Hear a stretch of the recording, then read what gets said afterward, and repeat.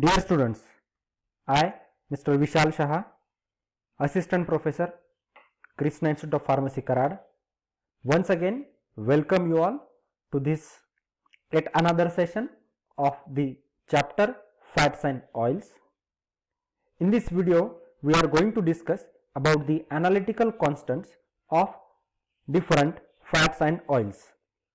In previous video, we have discussed about what is the meaning of analytical constants, which are the different analytical constants that are used for the determination of oil values. Also, we have discussed about one of the analytical constant, that is the acid value. In this video, we are going to discuss about the saponification value, which is also one of the important analytical constant determined for the fats and oils. If you have not watched my previous videos, you can watch the previous videos and subscribe my YouTube channel to get the more videos related to the pharmaceutical organic chemistry. Now we will begin with our today's session. Before that, just we will discuss what are the learning outcomes of this session. Means after completion of this session, what you will understand. After this session, students will be able to explain analytical constants used for the determination of various oil constants. Say for example, saponification value. So let's see how we are going to determine the saponification value. What is the meaning of saponification value? What is the difference between the saponification value as well as the acid value? These are the few points that we are going to discuss, as well as the principle involved in the determination of saponification value. Now first we will see the definition of the saponification value. Saponification value is defined as the number of milligrams of potassium hydroxide, that is the KOH, required to neutralize the free fatty acids that are resulting from the complete hydrolysis of 1 gram of the substance and the saponify the esters that are present in 1 gram of fat and oil sample. So this is the definition of the saponification value. Now if you remember, acid value is defined as number of milligrams of KOH, means this is the similarity between acid value as well as the saponification value, that we are going to measure the number of milligrams of KOH. Number of milligrams of KOH required to neutralize the free fatty acid, means this is term which is also same in acid value as well as the saponification value. But what is the major difference? In case of saponification value, we are going to carry out only neutralization, but in case of saponification value, in addition to that neutralization, whatever the acids that are generated, they are again converted into the esters, and the conversion of this ester is nothing but the saponification. So this is the major difference between the acid value and saponification value. That's why saponification value is defined as number of milligrams of KOH required to neutralize the free fatty acids and to saponify the esters present in 1 gram of the fat or oil sample.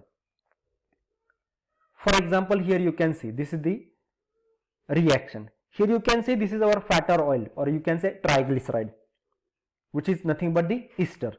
Now when this ester is reacted with the potassium hydroxide, it leads into the hydrolysis of this ester. So due to the hydrolysis of ester, there will be formation of acid and alcohol will takes place. Now as this KOH is alkali, which is nothing but the base, it is capable of reacting with the acid.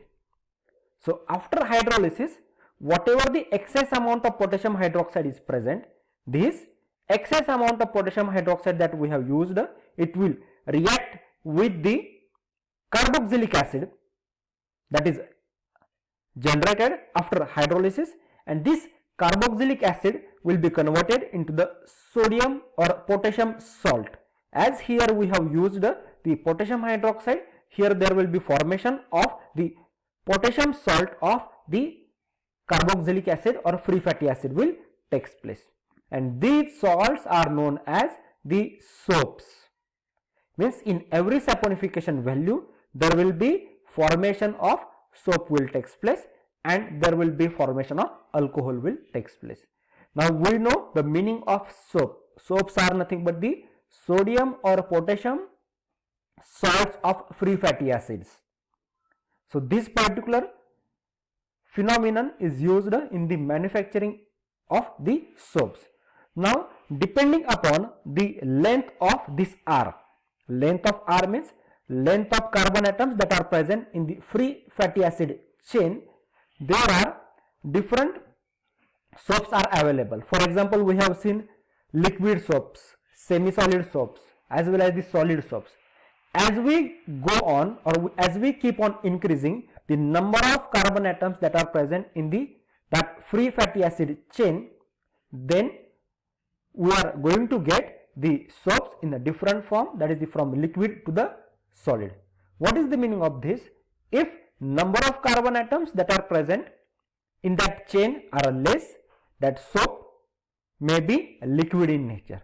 As we increase the number of carbon atoms from liquid, it will be converted into the solid. So solid soaps are consisting of number of carbon atoms more, or those free fatty acids which are having the number of carbon atoms more. So every saponification reaction which forms the soap. So this is the common reaction that is used in the manufacturing industry or manufacturing of the different soaps. The saponification value is measure of both free as well as combined acids. Combined acids means what? Here we are going to carry out the hydrolysis of this ester, and due to which there will be formation of the carboxylic acid will takes place. But in case of acid value, we are going to measure only the free acids that are present. So that is the another difference between the saponification value as well as the acid value. Acid value measures only free acids, while the saponification value measures the both free as well as the combined acids. It also gives an idea about the molecular weight or of fat or oil.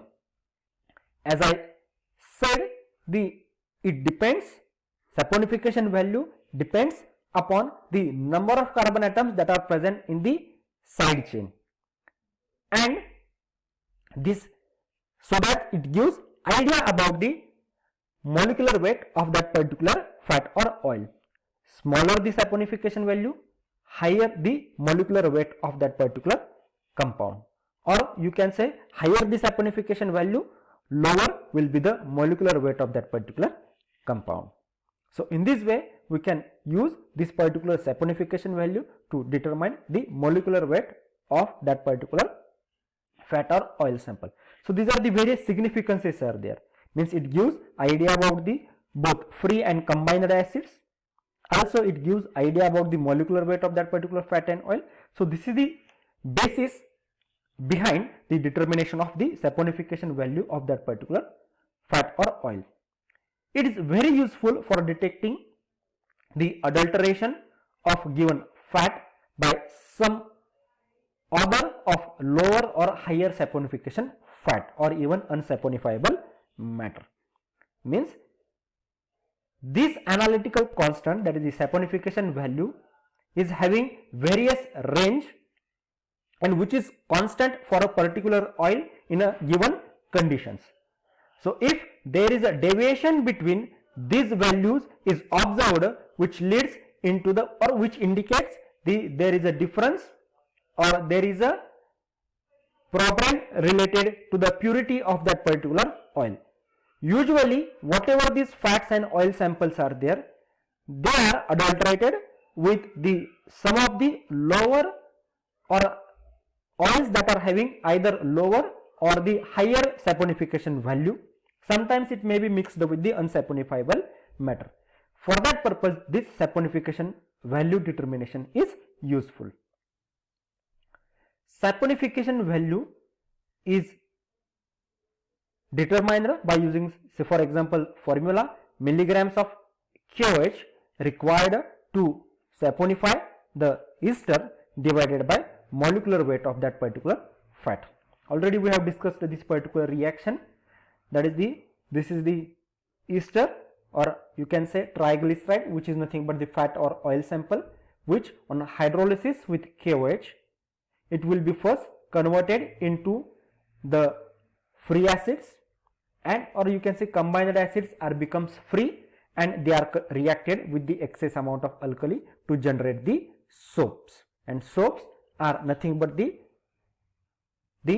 are the salts, that is the sodium or the potassium salts of the free fatty acids, which also leads into the formation of the alcohol. Also, we will see what is the procedure that is involved in the determination of the saponification value. Add 25 ml of 0.5 molar ethanolic potassium hydroxide solution. Boil under the reflux on a water bath for 30 minutes. Now, if you remember, in case of acid value, we have not carried out the refluxation. Why there is not need to carry out the refluxation? Because in acid value, whatever the free acids are there, they are just neutralized. But here it is necessary to carry out the hydrolysis of the combined free acids, which are present in the form of the esters, and that's why there is need to carry out the refluxation for about the 30 minutes. So whatever the esters that are present, these esters are converted into the free acids. Then remove the condenser and add the 1 ml of phenolphthalein solution and titrate immediately with the 0.5 molar hydrochloric acid. Note the reading as A, and you have to repeat the operation by omitting the substance being examined, and note the reading as a B. This reading B is nothing but the blank titration. Reading A is nothing but the back titration.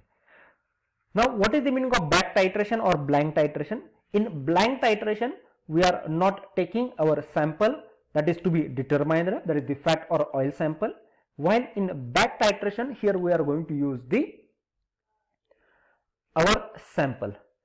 Now, back titration is performed where we are going to use the three components, which is the indirect type of titration. While we have seen in direct titration, we are going to use the only two components, that is the acid or base, that is reacting with the either base or the acid, depending upon the whether we have taken acid or the base. But here in this case, what happens? Already we know that our sample is consisting of the acids. These free acids are first reacted with the potassium hydroxide. Here we are going to use excess amount of the potassium hydroxide, which is nothing but the alkali. So first we are going to perform the reaction of free fatty acid with the potassium hydroxide, which leads into the formation of the neutralization reaction. As we have used excess amount of potassium hydroxide, here some amount of potassium hydroxide will remain free as it is, and this remaining amount of potassium hydroxide is further reacted with our acid. So again we are reacting it with the strong acid. That's why these types of titrations are known as the back titration or the blank titration. And the difference between this back titration and blank titration will give us idea about the exact amount of this potassium hydroxide that is required to react with our acid. So this is about the procedure that is used for the determination of the saponification value. So this is the way by which we can determine the saponification value. Then calculate the saponification value of oil by using the formula. Saponification value is equal to 28.5 into bracket B minus A divided by W, where the A is amount of hydrochloric acid in ml, which is known as the burette reading. W is the weight of the substance. Thank you.